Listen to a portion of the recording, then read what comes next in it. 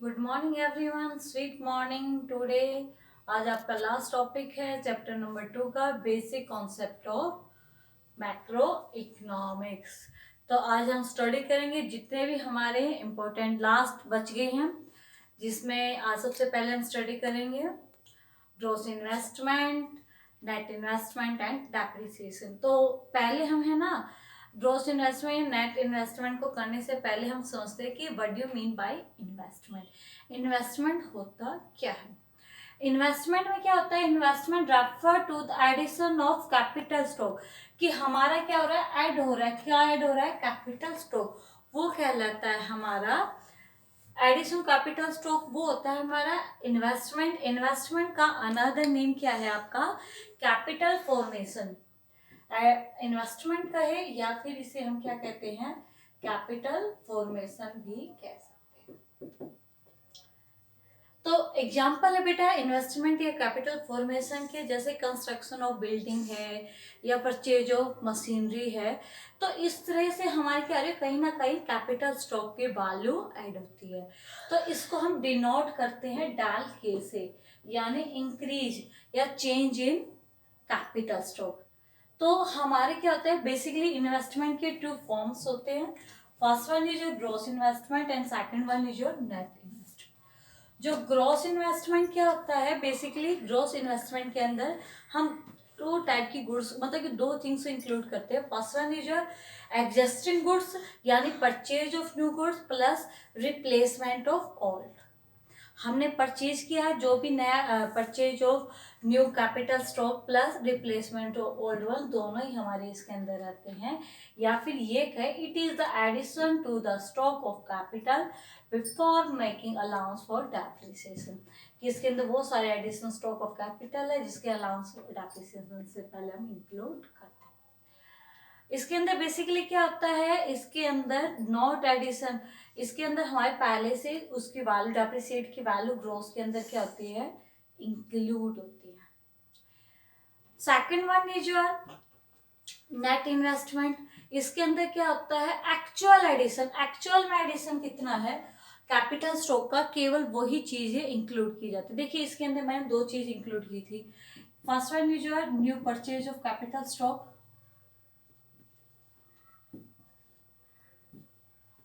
And second thing मैंने क्या बताई थी आपको? स्टॉक। एंड सेकंड थी बेटा replacement, replacement of old funds. हम इन दोनों को क्या कर रहे हैं? ग्रॉस इन्वेस्टमेंट के अंदर इंक्लूड कर रहे हैं। वही नेट इन्वेस्टमेंट के अंदर ओनली इंक्लूड कौन सा होता है हमारा? ओनली वन इंक्लूड होता है। कौन से वाला? New purchase of capital stock. अगर हम उसे क्या करते हैं, इसको अगर हम फॉर्मूले के अकॉर्डिंग अगर डिनोट करिए, फॉर्मूले के अकॉर्डिंग करिए, तो फॉर्मूला हमारा क्या होता है? फॉर्मूला हमारा होता है बेसिकली, जो ग्रोस इन्वेस्टमेंट है वो हम कैसे कैलकुलेट कर सकते हैं? Net plus depreciation. इसके अंदर वर्ड आया था ना अलाउंस फॉर डेप्रिसिएशन, तो इसके अंदर क्या इंक्लूड करते हैं? Net plus depreciation. और अगर हमें वही नेट की वैल्यू निकालनी हो तो हम कैसे निकालेंगे नेट की वैल्यू?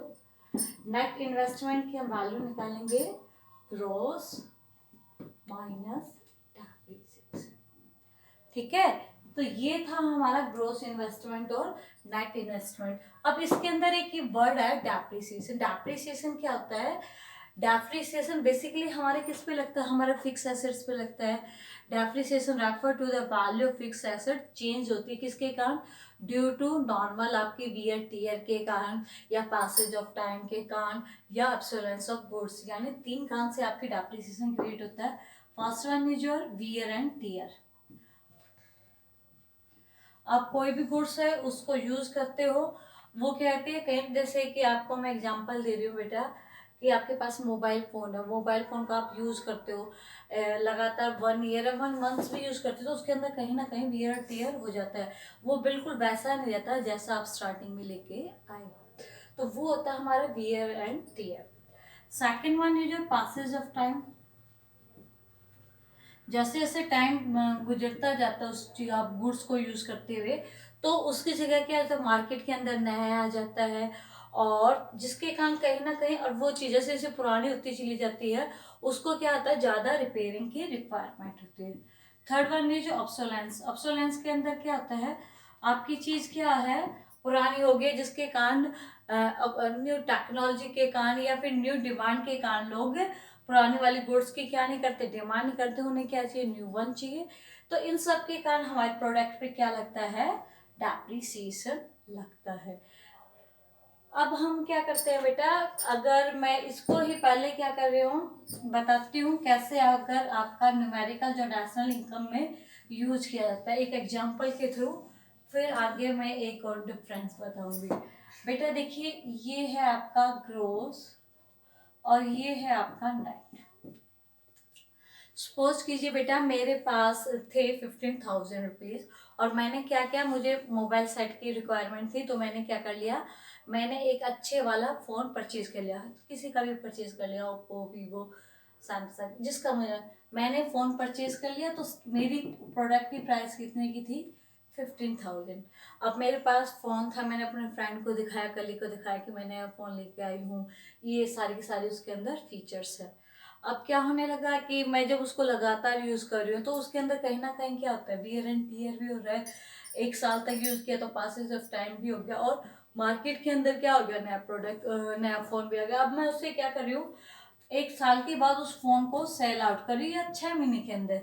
तो अगर 6 महीने के बाद मैं उस फ़ोन को मार्केट में क्या करूँगी, सेल आउट करूँगी, तो मेरे जो फ़ोन है उसको 15,000 रुपीज़ में तो कोई परचेज ही नहीं करेगा, चाहे आप उसे, बिल्कुल नया है बोलिए, फिर भी अगर कोई खरीदेगा तो कितने में खरीदेगा, अगर आपका 6 महीने यूज़ करने के बाद वो कहता है कि 7,000 रुपीज़ में आपका एक फ्रेंड है वो रेडी हो गया कि हाँ चलो मैं तेरा फ़ोन खरीद लेता हूँ, लेकिन मैं कितने रुपए दूंगा, 7,000 रुपीज़ आपको दे सकता हूँ।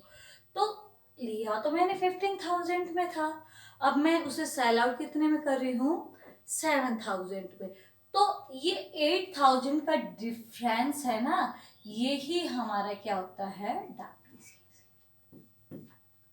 ठीक है, यही क्या होता है हमारा डेप्रिसिएशन, जो हमने क्या है, नॉर्मल वियर और टियर के कारण क्रिएट हुआ। तो ये है, तो हमें क्या करना है, जब भी हम क्या करते हैं, ग्रोथ से नेट जाते हैं, ग्रोथ से नेट जाते हैं, तो हमें क्या करते हैं, हमें क्या करना है, हमेशा डेप्रिसिएशन को रिड्यूस करना है।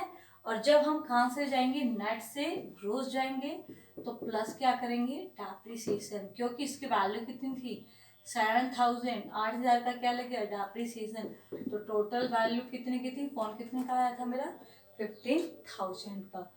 ये तो था हमारा डेप्रिसिएशन वाला कॉन्सेप्ट, ग्रोथ वाला कॉन्सेप्ट है। अब मैं उससे रिलेटेड एक और टॉपिक बता रही हूँ बेटा, कैपिटल लॉस। कैपिटल लॉस होता है आपका अनएक्सपेक्टेड लॉस, जो कि हमारा क्या होता है, अनएक्सपेक्टेड होता है, जिसके रिगार्डिंग हमें क्या होता है, अनएक्सपेक्टेड ऑब्सोलेंस है ये, जिसके बारे में हमें कोई इन्फॉर्मेशन नहीं थी, हमें कोई जानकारी नहीं थी। जैसे फ्लड है, नेचुरल क्लाइमेट के कारण है, और जैसे कि अभी ये कोरोना वायरस है, इस तरह के कारण जो होता है लॉस, वो कैपिटल लॉस होता है। तो इस कैपिटल लॉस को हम कवर कैसे कर सकते हैं, केवल हम इसके लिए इंश्योरेंस कर सकते हैं, तो यह हमारा क्या हो सकता है, कवरअप हो सकता है। और वरना ये हमारा जो कैपिटल लॉस है वो अनएक्सपेक्टेड है, हमें कोई पता नहीं था। लेकिन डेप्रिसिएशन के रिगार्डिंग हमारा क्या है, एक्सपेक्टेड लॉस है, हमें पता है कि कोई भी मशीनरी को हम यूज़ करेंगे तो उसके अंदर क्या आएगा, वियर टीयर भी होगा, पासेज ऑफ टाइम भी। तो ये बेसिकली डिफरेंस है depreciation and capital loss. Depreciation आपका एक्सपेक्टेड है लॉस है, एक्सपेक्टेड ऑब्सोलेंस है, और ये आपका अनएक्सपेक्टेड ऑब्सोलेंस है। डेप्रिसिएशन के लिए आप क्या बनाते हो, provision for depreciation fund create करते हो, इसके लिए आप इसके कम कर सकते हो केवल इंश्योरेंस के थ्रू। अब हमारा जो नेक्स्ट टॉपिक है, एनआईटी। अब हम स्टडी कर रहे हैं एनआईटी के बारे में। एनआईटी क्या है हमारा, नेट इनडायरेक्ट टैक्स। तो नेट इनडायरेक्ट टैक्स के अंदर बेसिकली हम कैलकुलेट कैसे कर सकते हैं, नेट इनडायरेक्ट टैक्स को हम कैलकुलेट करते हैं इनडायरेक्ट टैक्स माइनस सब्सिडी। जो देखिए भाई हमारे वर्ड से इनडायरेक्ट टैक्स है सब्सिडी, तो ये अभी तक हमने सर्कुलर फ्लो के अंदर 2 सेक्टर पढ़े थे। First one is your producer firm कह लीजिए, second one is your house hold, third one आपका कौन सा, इसके अंदर क्या आगे गवर्नमेंट की इन्वॉल्वमेंट होगी, क्योंकि हम टैक्स किसको पे करते हैं, गवर्नमेंट को पे करते हैं ना। गवर्नमेंट की तरफ से हमें असिस्टेंस हेल्प के लिए क्या मिलती है, सब्सिडी। तो इनडायरेक्ट टैक्स क्या होता है बेटा, जिसके हमें क्या होता है, गवर्नमेंट को हम इनडायरेक्टली क्या करते हैं, पे करते हैं, वो होता है हमारा इनडायरेक्ट टैक्स। जैसे कि मैं आपको एग्जांपल दे के बताती हूँ, जैसे कि कोई भी गुड्स है, सर्विस है, हम मार्केट से क्या करते हैं, परचेज करते हैं, तो उस पर क्या लगा होता है, जीएसटी। वैसे उस प्रोडक्ट की वैल्यू क्या होती है, प्रोडक्ट की प्राइस क्या है, 50 रुपीज़ है, और गवर्नमेंट ने क्या कह दिया कि उस प्रोडक्ट पे कितना लगेगा, 10% जीएसटी लगेगा। तो जिसके कारण 10% जीएसटी लगने के कारण एक्चुअल प्राइस कितनी थी, 500, प्लस जीएसटी लगने के बाद उस प्रोडक्ट की वैल्यू कितनी होगी, 550 रुपीज़। तो ये हमारा इनडायरेक्ट टैक्स, जो हमारा इनडायरेक्टली बेस से हम पर क्या होता है, इम्पोज होता है गवर्नमेंट के द्वारा। Second one is your subsidy. Subsidy क्या है, इकोनॉमिक असिस्टेंस है, इकोनॉमिक हेल्प है, जो कौन प्रोवाइड करता है, गवर्नमेंट प्रोवाइड करती है। जैसे कि अभी क्या कर लेते हैं, कई बार गवर्नमेंट क्या करती है, फाइनेंशियल असिस्टेंस प्रोवाइड करती है, जैसे कि उज्ज्वला योजना है, या फिर आपकी कोई भी योजना जिसके अंदर है ना, वो जो poor section of the society उनको काफ़ी तरह की क्या प्रोवाइड करती है, सब्सिडी प्रोवाइड करती है। जैसे कि सपोज कीजिए एक गुड्स थी 1000 रुपीज़ की, और गवर्नमेंट ने क्या कहा कि इस पर गवर्नमेंट क्या दे रही है, 20% सब्सिडी दे रही है। जब 20% उस गुड्स पर क्या दिया, सब्सिडी दी, तो वो कितने की होगी, वो प्रोडक्ट हमें, देखिए इनडायरेक्ट टैक्स में हमारी गुड्स की वैल्यू क्या हो जाती है, प्राइस इंक्रीज होती है, प्राइस हमारी यहाँ पर इंक्रीज हो रही है, और सब्सिडी के कारण हमारी उस प्रोडक्ट की वैल्यू क्या आ रही है, डिक्रीज हो रही है। देखिए तो हमारा जो एनआईटी कैलकुलेट कैसा होता है, बेसिकली इनडायरेक्ट टैक्स में से हमें सब्सिडी माइनस करनी है। अगर इसी क्वेश्चन को करेंगे तो 550 माइनस 800, तो हमारी सब्सिडी कितनी होगी है, माइनस की 250। ठीक है, अगर ये ऐसे प्लस की भी हो सकती है, जरूरी नहीं कि हर बार माइनस की हो, जीरो भी हो सकती है, कोई इसमें कोई जरूरत नहीं है। तो अब क्या है, जो ये चीज है मैंने अभी बताई बेटा, इनडायरेक्ट टैक्स है या सब्सिडी है, ये किस चीज से रिलेटेड होती है, ये टॉपिक रिलेटेड है आपका फैक्टर कॉस्ट, एफसी, जिसे हम डिनोट करते हैं FC, and second one is your market price.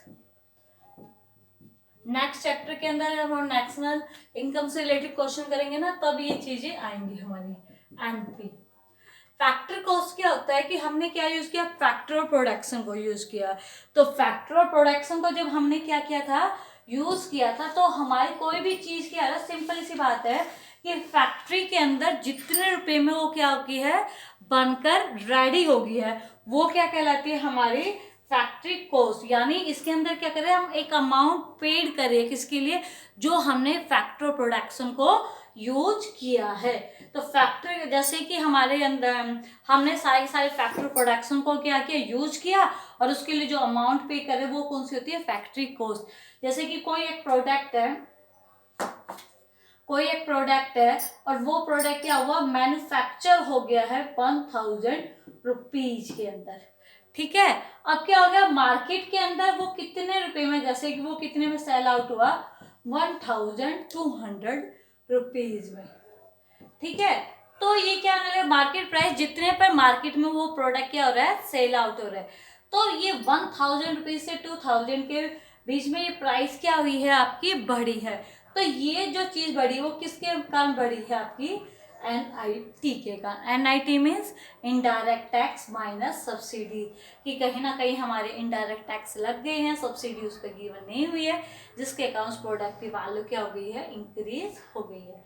तो आप अगर इसको कैलकुलेट करना हो, फैक्टर कॉस्ट को हम किससे डिनोट करते हैं, एफसी, इसको हमने किससे डिनोट किया, एमपी से। तो जब हमें फैक्टर कॉस्ट से कहाँ जाना है, मार्केट प्राइस पर, तो फैक्टर कॉस्ट से जब हम मार्केट प्राइस पे जाएंगे तो हमारी क्या होती है प्लस NIT।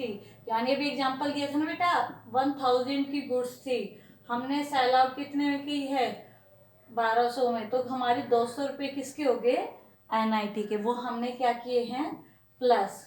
अब सेम एज इट इज हम कहाँ से जा रहे हैं MP मार्केट प्राइस से कहाँ जा रहे हैं फैक्टर कॉस्ट की तरफ। तो मार्केट प्राइस हमारी कितनी है 1200 है, तो हमारी आपकी बार क्या होगी NIT माइनस मीन्स हमारे 200 रुपये क्या हो जाएंगे माइनस 1200 में से -200, तो फैक्ट्री कॉस्ट कितनी होगी हमारी 1000 हो गई है। स्टार्ट कर। ये था हमारा फैक्ट्री कॉस्ट और मार्केट प्राइस वाला कॉन्सेप्ट, NIT वाला कॉन्सेप्ट। अब हमारा लास्ट कॉन्सेप्ट बच गया है फैक्टर इनकम फ्रॉम अब्रोड।